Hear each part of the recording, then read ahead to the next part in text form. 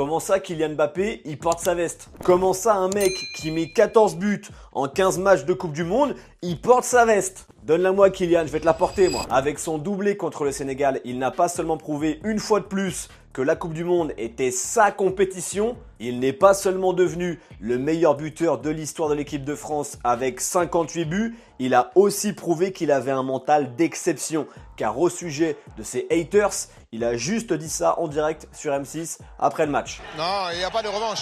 Si je commence à jouer pour tous les gens qui me critiquent et les faire taire, je pense que je devrais jouer jusqu'à 80 ans. Donc non, je joue pour marquer l'histoire de mon pays et de faire en sorte que mon équipe soit en finale et gagne la Coupe du Monde. Le reste, ça fera toujours partie de mon personnage et de ma carrière en tant que joueur. Kylian Mbappé avait pourtant connu un match difficile avant son doublé, 2 pertes de balles qui ont failli coûter cher à l'équipe de France. L'une d'elles s'est même conclue en poteau pour le Sénégal.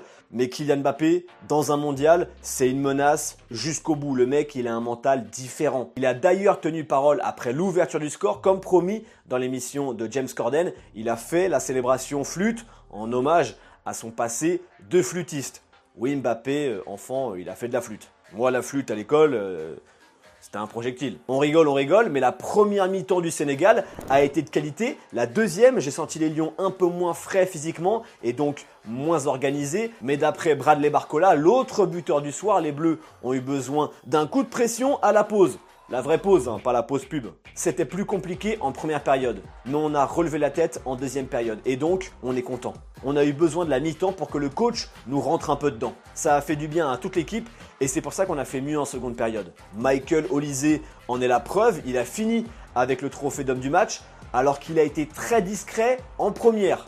Mais sa passe D sur le but de Mbappé, waouh, ça c'est une passe impossible, 100% certifié Léo Messi. Quand tu débarques comme Anakin pendant l'ordre 66 comme ça, il peut rien t'arriver. Absolument rien. Léo Messi a juste un peu plus écrit sa légende contre l'Algérie pour le premier match de sa 6e Coupe du Monde. Le 16 juin 2006, il y a 20 ans, il marquait pour son premier but, pour son premier match de Coupe du Monde. Le 16 juin 2026, il a marqué ses 14, 15 et 16e buts en Coupe du Monde.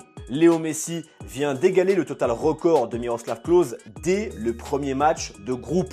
Le gars a quitté l'Europe en 2023. Le gars nous a fait des interviews pour nous dire « Non mais si je suis pas en forme, j'irai pas, machin ». Et il en met 3 contre l'Algérie. Juste ouais. Après son premier but, Léo Messi a d'ailleurs été gagné par l'émotion, assez rare pour être souligné. On l'a vu en larmes et il a expliqué les raisons de ses larmes après le match. No, la verdad que es una cuestión totalmente ajena a lo deportivo.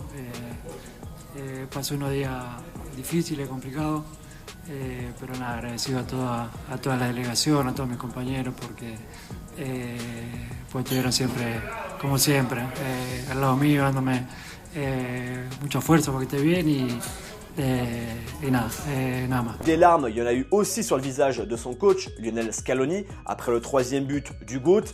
Il a compris à ce moment-là qu'il venait de vivre un truc historique, encore une fois, avec Messi. Et en tant qu'entraîneur de Messi, tu m'étonnes, ça te touche. Messi qui, par contre, si on applique les lois du jeu à la lettre, aurait pu rentrer au vestiaire avant même son 2e but. Car à 1-0, il a commis 7 semelles sur Aïssa Mandi. Et ça, GOAT ou pas, légende ou pas, dieu du foot ou pas, ça peut largement valoir carton rouge. L'arbitre du match, Simon Marcignac, qui était également l'arbitre de la finale du Mondial 2022 au passage, a bien sifflé faute, mais n'a pas donné de carton rouge ou jaune à Messi. Là, tu peux te dire, bon ok, il l'a pas vu, mais la VAR n'a pas appelé non plus pour donner un potentiel carton à la Pulga. Un carton rouge qui aurait évité à Zizou de voir son fiston, le gardien de l'Algérie, en prendre 3 par le GOAT dans un match de Coupe du Monde. Là, tu sens à son visage que Zizou, il est touché. Ça, c'est la tête que fait ton daron quand le bulletin arrive et qu'il est pas bon. Même tête, pareil. Est-ce que l'Argentine a les moyens de faire le premier back-to-back du 21e siècle? La dernière fois qu'un pays a gardé sa Coupe du Monde, c'est bien évidemment le Brésil de Pelé, vainqueur en 58 et en 62. Eh bah réponse, le 19 juillet ou avant.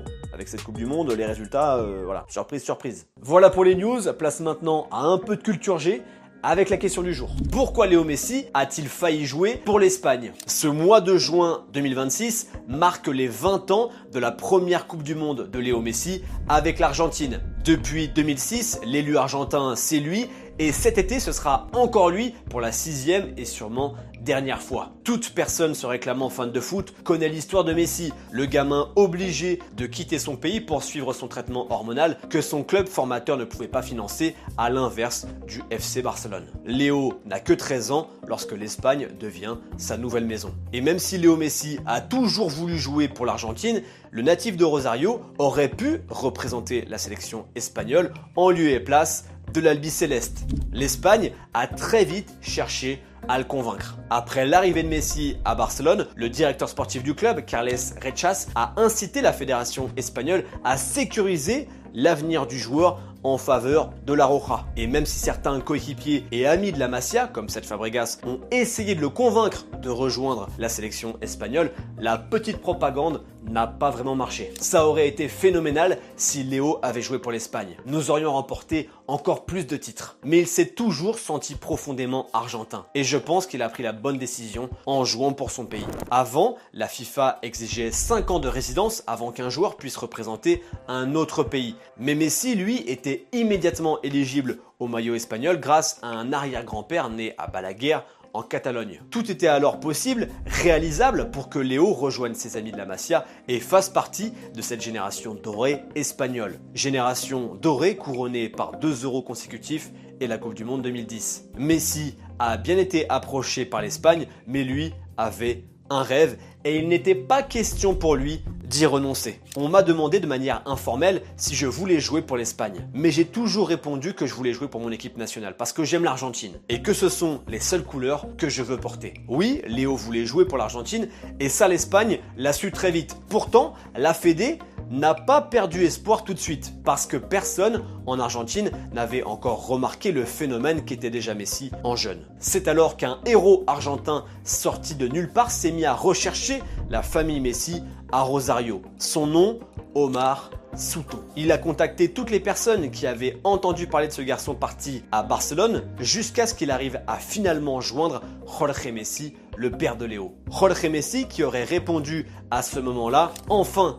Nous attendions cet appel. C'est grâce à une simple compilation vidéo des meilleurs moments de Léo Messi que la fédération argentine a fini par comprendre qu'elle avait au bout des doigts une vraie pépite. Problème, on est en 2004, Messi est sur le point d'exploser et l'équipe nationale U20 n'a aucune compétition prévue à court terme pour l'intégrer avec les équipes de jeunes. C'est alors que Julio Grondona, président de l'AFA, décide d'organiser 2 matchs amicaux pour les jeunes argentins contre le Paraguay et l'Uruguay, afin de témoigner à la famille Messi le sérieux de la démarche argentine pour Léo. Après avoir marqué 3 buts lors de ces 2 rencontres, puis 11 autres lors des 16 matchs suivants avec les U20, Messi a été promu chez les U23, puis rapidement en équipe nationale. La suite, vous la connaissez, un parcours d'abord cauchemardesque, puis légendaire de la Copa América à la Coupe du Monde.